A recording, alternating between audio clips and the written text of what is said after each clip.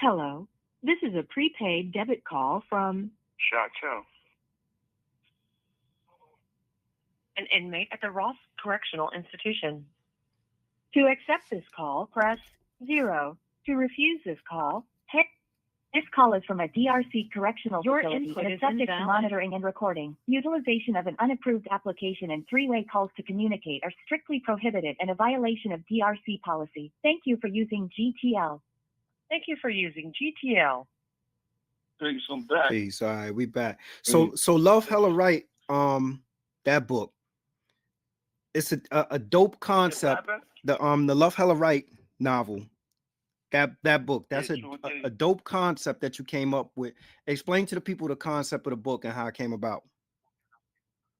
I see. Love Hella Right is the very first Garden Earth love story that's in print, right? And it's a novel about.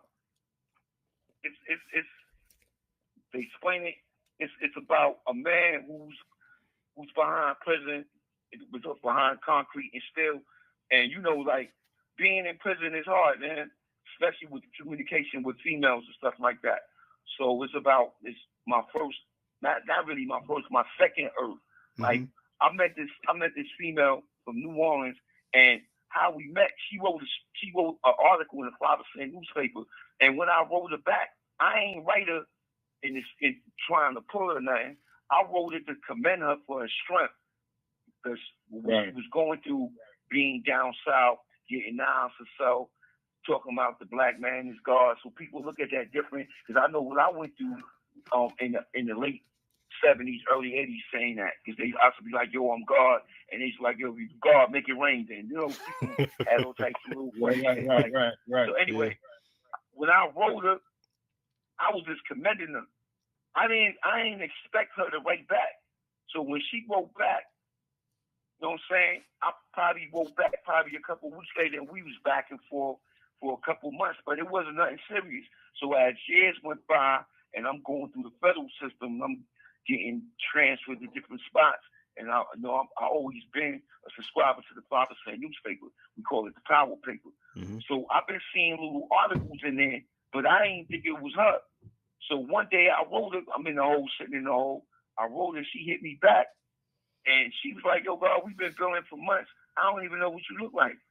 So I sent the reflection, a picture of myself, and it was on from there, man. Yo, I damn near we was together close to about 17, 18 years. But we're not together now. Wow. It's a powerful book, man. It's a real powerful book. Because, Love Hella Right, that's the 12th letter in the alphabet. Love, hella, right. See, love is the highest elevation of understanding. Hell is the trick. Right is to be right and exact. So it's a powerful story, man. Because it's hard to maintain a relationship when you in prison and she out there. See, how the whole concept. I read what's her name, Ashley Bendella, The Prisoner's Wife. I read her book, and she told the story how she met her husband, and her coming from the outside, visiting him from the inside. So I said, what if I reverse the story and tell from a man's point of view, from being on the inside, having a woman on the outside? You know what I'm saying? Wow. And me being an innovator, I came out with the first ever Garden Earth love story, because this is a story that never been told on that level. So I was like, yo, you know what? I'm going to do this on the Garden Earth level. I want to be the first to do that. Just like when I came out with Love Hella Right, this is before Jay-Z's book came out. Decoded. Yeah. Jay-Z book, his book came out before mine, but my book was copyrighted first. I wrote my book in 2006, and I got it copywritten in 2006. You can check the Library of Congress. You know what I'm saying? It's actual facts. I got a zebra, black and white. You know what I'm saying? But Jay-Z being Jay-Z got greater resources, so his book ended up coming out first. My book actually came out in 2013, but I wrote it in 2006. And there was a lot of setbacks. Irv was going to trial, and I ain't want to, you know what I'm saying? I ain't want to ride the wave. I ain't one of them dudes to put my book out and ride the wave or nothing. You know what I'm saying? So I just sat back. Yeah. So what I did, I came out with Love Hella Right first. Huh? Where can your books be purchased, Lord? Oh yeah, I'm on Amazon and I'm on Barnes and Nobles. All you gotta do is Google Shakim Bio. All my books pop up. You know what I'm saying? And I also write on GorillaConvict.com. You know what I'm saying? I got something called Shakim's Hood. It stands for Stop Hollering, Keep It Moving. I write about prison politics, prison politics. Some of them is humorous, but all of it is very, very, very real. You know what I'm saying? I write about prison life, stuff like that. You know what I'm saying? But now I'm writing screenplays. I got a lot of projects that I'm working on now. Yeah, I got a lot of content. So when I touch down to the free cycle, you know, you're gonna hear a lot about me, man. Yo, you know what I'm saying? I got a lot of things. One thing I want to ask you as it related to the book stuff also is that we had Shannon Holmes on, and I'm sure you're familiar with Shannon Holmes. Be more careful. Oh yeah, Sean Diggy. Sean Diggy. One of his people was locked up with me. Okay. Yeah, I'm hip to Shannon Holmes. Yeah. So a lot of brothers that how you call it when they locked up, they end up signing with these publishing companies and put their books out through the publishing companies. But you went the independent route right out the gate. Like what made you say like, nah, I'm doing this independent instead of trying to go with a publishing company? Because full disclosure, with me saying that Shannon Holmes, he didn't have positive things to say about Terry Woods either in the publishing experience. Let me tell you what happened, right? Because I had to learn the lesson. See, I tried to go that route. I wrote Shannon Holmes before. One of his homeboys, Lamar Harris, was locked up with me in a couple spots in the feds, and that's his man. So I went through a lot of people.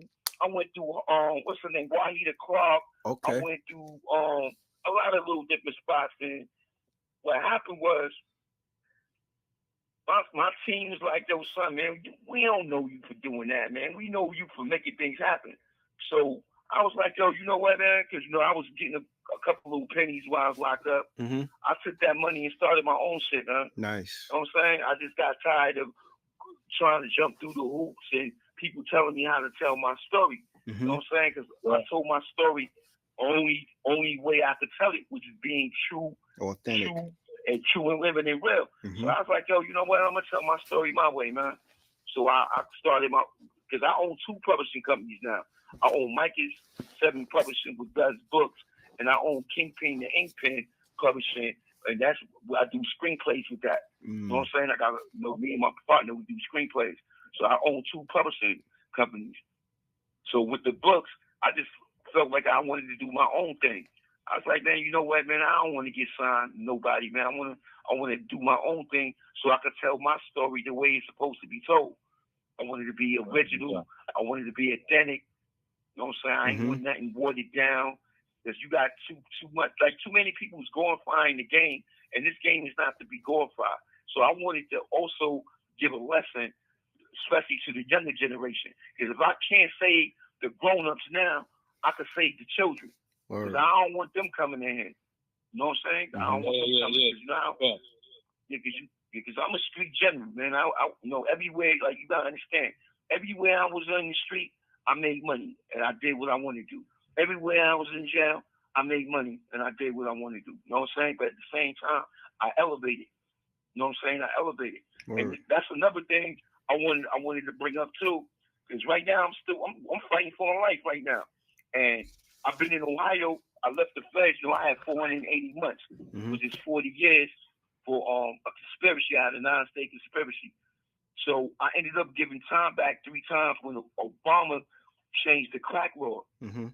That was Amendment 706, Amendment 750, and Amendment 782. So I left the feds in 2015 and came to the state because I got 20 to life in the state for a murder that we didn't do. Lorraine, so right now, we fighting that a murder. We in here for a murder that we didn't do. So right now, I would like to direct everybody to freedohio4.org. I got everything on freedohio4.org, and we fighting right now. The prosecutor, my team, Joshua Dubin, that's my lawyer from New York, and his team. We got Derek Hamilton, he's known as Bush, he's from LG, that's Lafayette Gardens, Brooklyn. You know what I'm saying? He's doing great work for me. So they spoke to the prosecutor, sat down with the prosecutor, and the prosecutor was shown and proved that we didn't do this crime. So the prosecutor put in a letter for dismissal for our conviction. But the thing is, because my lawyer ended up going to the Joe Rogan show, you know what I'm saying? Episode 2228, and it's at the time mark 1 hour 13 minutes and 52-second mark.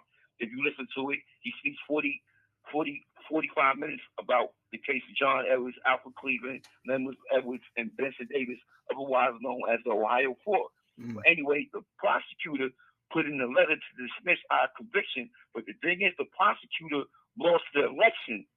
So on his way out, you know, like how Biden just gave pardon everybody on his way out. Yeah, the prosecutor did that, but the judges is stalling.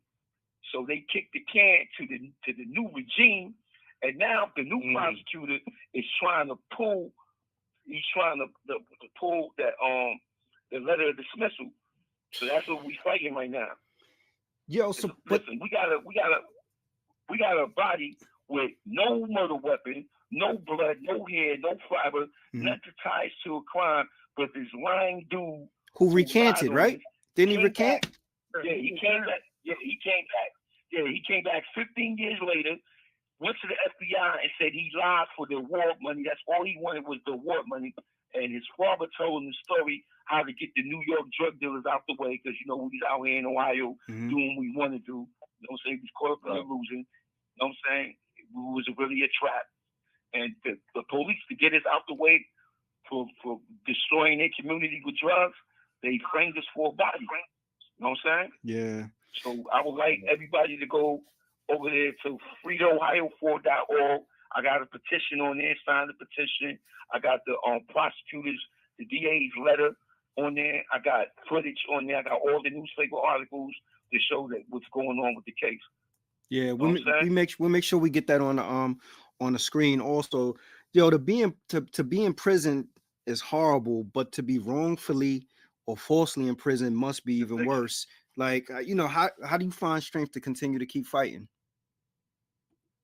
Man, I ain't got no options, man. That's how I look at it. You know what I'm saying? I look at it like, see, my who I am, and my claim to fame and who I am ain't start in prison, so it's not going to end in prison. So I ain't got no option but to stand tall. I don't know no other way. You know what I'm saying? I don't, like, when I left the feds and came to Ohio prison is different, man, because, you know, in the feds, it's different, man. You know, I was in all USPs. I was in some of the most notorious prisons in the United States.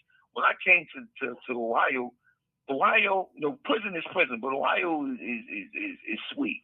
They got the 15-inch TVs in the cell with the remote control. They got JPay where you had video visits. So when I seen that, I became an innovator. What I did, I came out with a documentary. I wrote the treatment to a documentary. It's called The Rain, Please Let Me Go. That's on YouTube right now. I came out with that like 2018, 2019. The Rain, Please Let Me Go. And that's a documentary on my case.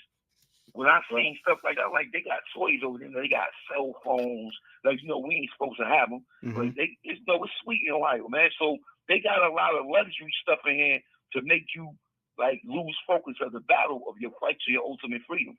You know what I'm saying? They got a lot of stuff in here that a dude would come in with 20, 30 years and get comfortable. But that's not that shit crazy. It sound like that environment led to your innovation and your creativity. Oh yeah, definitely. You see, I've always been a creator, regardless. You know what I'm saying? So it's like I don't rhyme no more. So I like writing. I see things that other people don't see. So it's like I'm an innovator, man. I'm always like building and finding new ways to elevate self and also teach others. You know what I'm saying? Not only do I elevate self, you have 1 minute remaining. I open up for avenues for others to eat and live. You know what I'm saying? So, you know, that's how I always am, man. Like I always tell people, man, a leader is not measured by how many followers he has. A leader is measured by how many leaders he makes. You know what I'm saying? So when I'm around, I'm teaching. I'm always showing, improving, and teaching. So when I leave leaders behind. You know what I'm saying? I teach people to be leaders, man. That's my thing, man. I don't want no followers. I want leaders.